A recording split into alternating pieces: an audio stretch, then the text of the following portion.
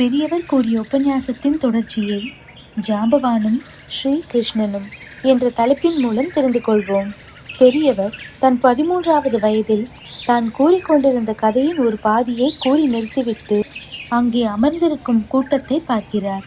பெரியவரின் உபன்யாசத்தில் அவர்கள் தங்களையே மறந்து அமர்ந்திருந்தார்கள். அதைவிட அவர் பேசுவதை கேட்டபடி இருந்த அவரது குருவானவர் ஆச்சரியத்தின் உச்சத்திலேயே இருக்கிறார். ஒரு புராண கதையை எப்படி சொல்ல வேண்டும் என்பது தெரிந்து துளியும் சுவாரஸ்ய குறைவின்றி அவர் சொல்லி செல்வதைக் கண்டு இனி இந்த காமகோட்டி மடத்தை பற்றி எந்த கவலையும் பட தேவையில்லை, இவன் பாலகனுக்கு பாலகன், ஞானிக்கு ஞானி என்று பெருமிதம் கொள்கிறார். உபன்யாசம் தொடர்கிறது.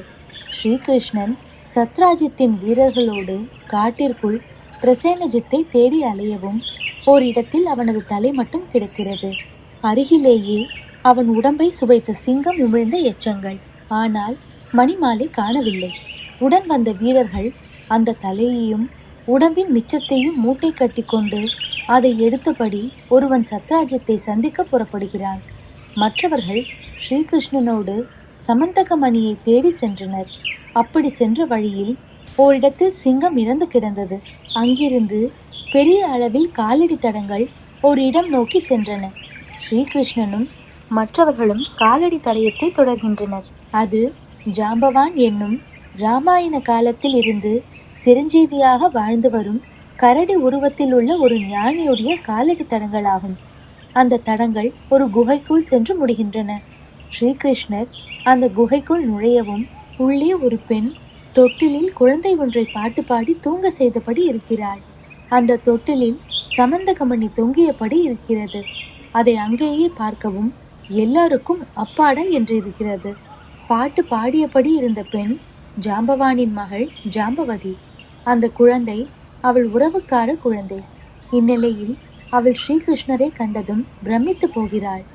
அவர் மணிமாலையை தேடி வந்திருப்பதை தெரிந்து கொண்டு மாலையை ஸ்ரீகிருஷ்ணரிடம் கொடுத்து வேகமாக அதை எடுத்துக்கொண்டு சென்று விடும்படி கூறுகிறாள். ஸ்ரீகிருஷ்ணனோ இது எப்படி இங்கு வந்தது என்பது தெரியாமல் நான் செல்ல மாட்டேன் என்று கூறினான். அவளும் தன் தந்தையான ஜாம்பவான் தான் ஒரு சிங்கத்தை கொன்று அதனிடமிருந்து எடுத்து வந்தார். அவர் இப்போது வெளியே நீராட சென்றுள்ளார். அவர் திரும்பி வந்தால் இந்த மாலையை தராமல் உங்களோடு யுத்தம் புரிய தொடங்கி விடுவார் என்கிறாள் ஜாம்பவதி. அவள் அப்படி சொல்லும் போதே ஜாம்பவானும் வர அவன் சொன்னது போலவே யுத்தமும் தொடங்குகிறது. ஸ்ரீகிருஷ்ணனோ ஜாம்பவானிடம் பதிலுக்கு யுத்தம் புரியாமல் அவர் அடிப்பதையெல்லாம் மகிழ்வோடு ஏற்றுக்கொள்கிறார். இந்நிலையில் பிரசேனஜித் ஆட்களில் சிலர் அங்கிருந்து புறப்பட்டு சத்ராஜித்தை சந்தித்து நடந்ததையெல்லாம் கூறுகின்றனர். சத்ராஜித்தும் அவசரப்பட்டு ஸ்ரீகிருஷ்ணன் மேல் பழி போட்டு பேசியதற்காக வருந்துகிறான். அப்படியே தன் பொறாமையும் அலட்சியமான போக்கும் தம்பி உயிரை வாங்கிவிட்டதை எண்ணி வருந்தினான். இனி சமந்தகமணி மாலைக்கு நான் அருகதையற்றவன் என்றும் தெரிந்து கொள்கிறான். காட்டிலே குகையிலோ யுத்தம் தொடர்ந்து கொண்டே இருந்தது. ஜாம்பவான் என்பது வெல்ல முடியாத ஒருவருக்கான பெயராகும். இங்கோ உண்மையில் ஜாம்பவானால் ஸ்ரீகிருஷ்ணனை எதுவும் செய்ய முடியவில்லை. ஒரு கட்டத்தில் ஸ்ரீகிருஷ்ணன் தன் முந்தைய அவதாரமான ஸ்ரீராமனாகவும் தோன்றி ஜாம்பவானிடம் அடிவாங்கிட ஜாம்பவானுக்கு தூக்கி வாரி போடுகிறது.